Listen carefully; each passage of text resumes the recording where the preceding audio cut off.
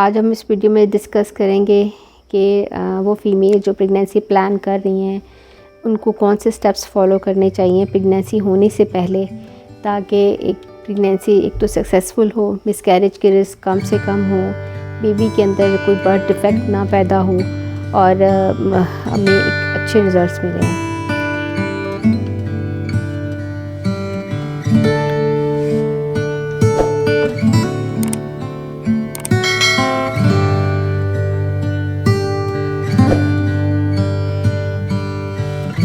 अस्सलाम वालेकुम, मैं doctor Abiya Naeem, consultant gynaecologist and obstetrician. आज हम इस वीडियो में डिस्कस करेंगे कि वो फ़ीमेल जो प्रेगनेंसी प्लान कर रही हैं उनको कौन से स्टेप्स फॉलो करने चाहिए प्रेगनेंसी होने से पहले, ताकि एक प्रेगनेंसी एक तो सक्सेसफुल हो, मिसकैरेज के रिस्क कम से कम हो, बेबी के अंदर कोई बर्थ डिफेक्ट ना पैदा हो और हमें एक अच्छे रिज़ल्ट्स मिलें। इसके लिए सबसे पहले कि जब प्लानिंग होती है कि अब आप कंसीव करना चाह रहे हो, तो सबसे पहले एक माइंड सेट होता है कि अपने ज़हन को तैयार करें कि अब अपनी प्रेगनेंसी प्लान करनी है। जैसे आपको है कि अब अपनी प्रेगनेंसी प्लान करनी है, तो सबसे पहले अपने डॉक्टर को विज़िट करें, अपने डॉक्टर के को चेक कराएं, जाके उनको बताएं कि आप प्रेगनेंसी प्लान करना चाह रहे हो। तो वहाँ पर कुछ आपके बेसिक्स टेस्ट होंगे जो कि ज़रूरी हैं सेहत को ऑप्टिमाइज़ करने के लिए। इसमें सबसे पहले है कि आपका ब्लड शुगर लेवल चेक किया जाता है, क्योंकि बहुत सी फीमेल्स होती हैं उनकी ब्लड शुगर हाई होती है, उनको पता ही नहीं होता कि उनकी शुगर लेवल हाई है, और जब वो हाई ब्लड प्रेशर शुगर के साथ कंसीव करती हैं तो एक तो मिसकैरेज का रिस्क ज़्यादा हो जाता है, दूसरा बच्चे के अंदर पैदाइशी नुक्स होने के चांसेस ज़्यादा हो जाते हैं। इस वजह से एक तो उनकी शुगर लेवल को चेक करना बहुत ज़रूरी होता है बिफ़ोर प्रेगनेंसी।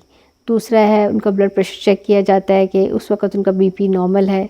थर्ड, उनके जो बेसिक होते हैं हेल्थ स्टेटस में उनके जो ब्लड टेस्ट कराए जाते हैं उसमें ख़ास तौर पे अनीमिया को रूल आउट किया जाता है कि जो खून में हीमोग्लोबिन की जो मिकदार है वो नॉर्मल है, क्योंकि जब फीमेल एक डिक्रीज़ हीमोग्लोबिन के साथ खून की कमी के साथ कंसीव करती है, एक तो जो वो प्रेगनेंसी वो शुरू से ही एक कमज़ोर हमल होता है, जो बेबी होता है वो वीक डेवलपमेंट के साथ होता है। बर्थ इफ़ेक्ट तो बहुत कम होते हैं, लेकिन ये हो कहता है कि उनके अंदर मिसकैरेज के रिस्क बढ़ जाते हैं, फीमेल्स के अंदर और हेल्थ इश्यूज स्टार्ट हो जाते हैं। इसलिए कंसीव करने से पहले, प्रेगनेंसी होने से पहले आपके अंदर जो खून की कमी बिल्कुल भी नहीं होनी चाहिए।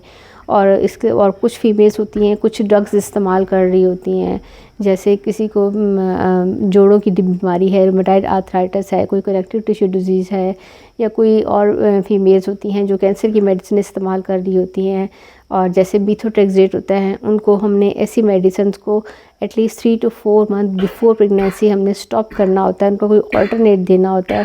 क्योंकि अगर इन प्रेगनेंसीज़ को खाते खाते फीमेल कंसीव कर लेती है तो जो बेबी होता है उसके अंदर डेवलपमेंटल नुक्स या पैदाइशी नुक्स होने के चांसेस बहुत ज़्यादा होते हैं।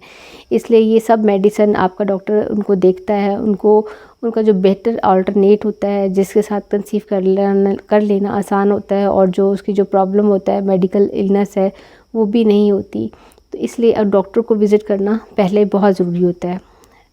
जो नेक्स्ट काम करना होता है कि जो आपकी जितनी भी अनहेल्दी हैबिट्स होती हैं, जैसे बहुत यूज़ ऑफ कॉफ़ी है, बहुत यूज़ ऑफ टी है, पास कंट्रीज़ में फ़ीमेल्स अल्कोहल यूज़ करती हैं, उनका यूज़ बंद करना होता है। और थर्ड नंबर पे है कि अपनी जो नॉर्मल रूटीन है उसमें रेगुलर एक्सरसाइज, बेशक वो लाइट एक्सरसाइज ज़रूर रखें। ये क्या करती है कि एक्सरसाइज से आपके जिस्म के अंदर जो इंसुलिन लेवल होता है वो मेंटेन रहते हैं, और जो इंसुलिन जब लेवल मेंटेन रहते हैं तो जिस्म में जो प्रोसेस ऑफ ऑक्सीडेशन है, इन्फ्लेमेशन कम से कम होता है, और एक जो उसकी क्वालिटी है उसकी बेहतर होती है, और जो कंसीव करने के चांसेस वो ज़्यादा से ज़्यादा हो जाते हैं। इसके अलावा जो आपने करना होता है कि हमने उसको फॉलिक एसिड स्टार्ट करना होता है एटलीस्ट 3 मंथ बिफोर। उसको चाहिए कि वो फॉलिक एसिड शुरू कर दे। फॉलिक एसिड स्टार्ट करने से क्या होता है कि एक तो उसके फ़ीमेल के अंदर खून की कमी काफ़ी हद तक बेहतर हो जाती है, लेकिन और जो डेवलपमेंटल बेबी होता है, जो न्यूली फॉर्म बेबी होता है, उसके अंदर जो बर्थ डिफेक्ट होते हैं, ख़ास तौर पे जो न्यूरल ट्यूब डिफेक्ट होते हैं, कि आपने सुना होगा कि बच्चे के सर नहीं बना, या उसकी कमर की हड्डी में फोड़ा, या कमर की हड्डी ठीक नहीं बनी, ये सारे जो मसाइल होते हैं ये सिर्फ फॉलिक एसिड ऐसी सिंपल सी मेडिसन है, ये सिंपल वाइटामिन है जिसकी डेफिशिएंसी से ये डिफेक्ट्स होते हैं। लेकिन अगर इस फीमेल हमल होने से एटलीस्ट 3 मंथ पहले ये मेडिसिन स्टार्ट करना शुरू कर देती है तो ये प्रॉब्लम्स उसको नहीं होते। इसके अलावा नेक्स्ट काम जो करना होता है, अपने ओव्यूलेशन डेज़ को ट्रैक करना होता है। ओव्यूलेशन कहते हैं कि वो टाइम जिस टाइम पे फीमेल का एग रिलीज़ होता है। और ओव्यूलेशन डेज़ को कैसे ट्रैक करना है, आपका ओव्यूलेशन डे कब आता है, इसकी वीडियो मैंने एक कंप्लीट वीडियो बना रखी है। उसका लिंक मैं नीचे डिस्क्रिप्शन में मैंने आपको दे दिया, वहाँ पे जाके उसको ओपन करें। और उसमें मैंने कंप्लीट एक मेथड बताया कि किस तरह से ओव्यूलेशन डेज़ को आप काउंट कर सकते हैं। अपने ओव्यूलेशन डे या फर्टाइल पीरियड को काउंट करें, उन डेज़ को में हस्बैंड वाइफ रिलेशन रखें तो मैक्सिमम चांस है कि with in 3 to 4 month female conceive कर लेती हैं। अगर मेरी दी हुई इन्फॉर्मेशन आपको पसंद आए तो प्लीज़ मेरे चैनल को लाइक करें, शेयर करें और सब्सक्राइब करें। और इसके अलावा एक और चीज़ है कि डाइट, जो प्रेगनेंसी प्लान कर रहे होते हैं उनको चाहिए कि वो ऐसी डाइट लें जो कि आपकी जो है ना फर्टिलिटी को बूस्ट करें।